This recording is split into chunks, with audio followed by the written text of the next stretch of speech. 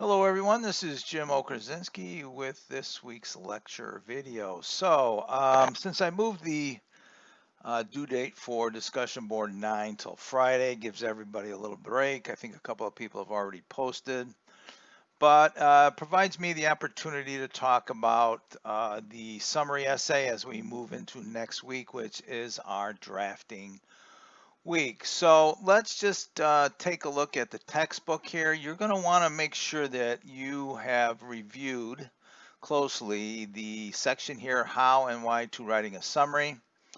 Just to briefly run through this, the first steps I talk about are, read the article and mark it, think about what you read, make a list of ideas in the author's exact words, consider the structure of the argument.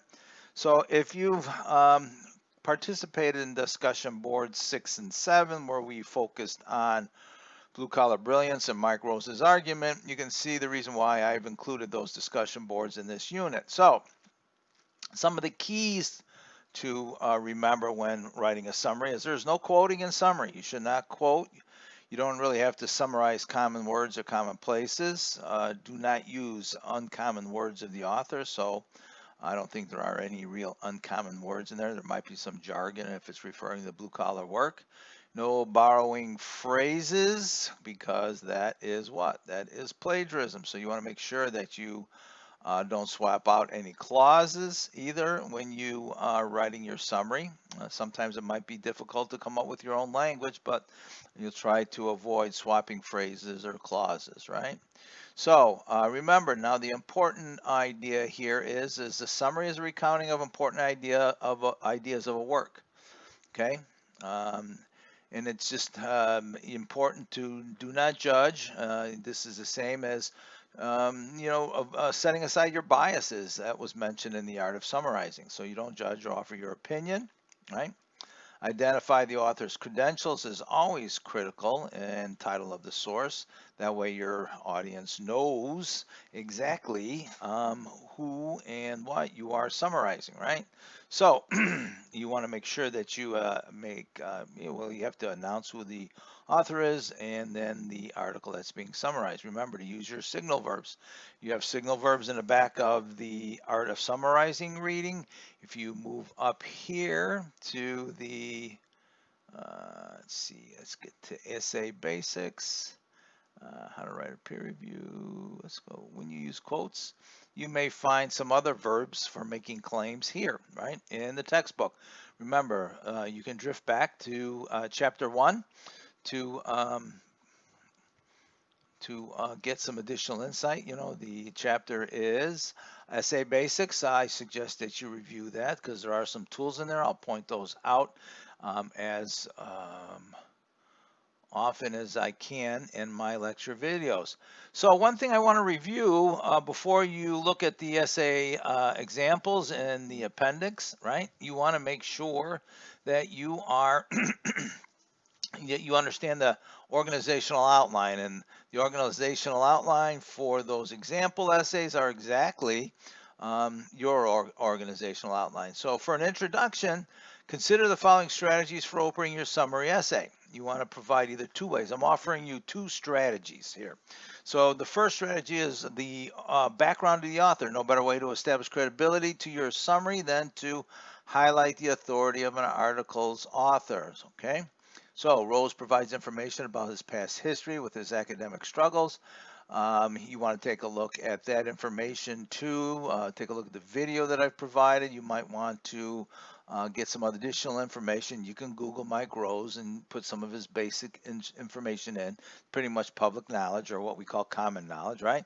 So you offer a background of the author and the article.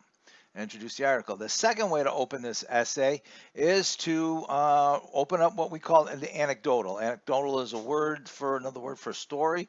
So you can open up your particular summary essay with a story about somebody in your family, perhaps yourself, if you work in the service field, if you're a server, right?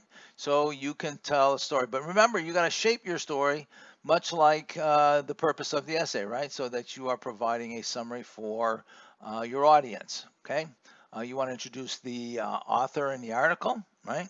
So once again, in the introduction, I'm giving you two pathways. I do not want this short paragraph, you know, abstract paragraph talking all about the wonders of blue collar work. You have to get right to it. Okay, so think about that. Either pathway, I don't care, but I want you to be able to get right to the opening of that essay. Now, the body of the essay is actually going to be the summary of Rose's article, right? So we've done some work in our discussion boards, trying to get some coverage, looking at the cognitive processes. You want to capture uh, uh, those processes that are embedded in blue collar work. You want to get coverage, Rosie, Uncle Joe. You want to talk about, all the other types of blue collar professions that Rose mentions, some of the other aspects that he talks about. It's really, really important then to get good coverage on that article, right? It's a long article, so you have to figure out what to summarize and what not to summarize. So be sure then as you move through and into the conclusion, this is where you can state your opinions. You have to refrain from your opinions, right? Through the introduction, through the body of the essay, until the conclusion. If you give me a little bit of summary and you jump to this big long paragraph, and that's really kind of the conclusions where you tell me your opinion, then what you've done is you've abandoned the summary, right? And you're going right to the conclusion.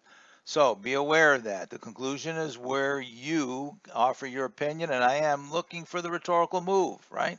I want to hear and be clear in your position. You agree or disagree, how and why. So really, it's a critical aspect of the essay. So this right here, let's get to the appendix. Scroll down to the page 60. Right, page 60 is where the essays begin.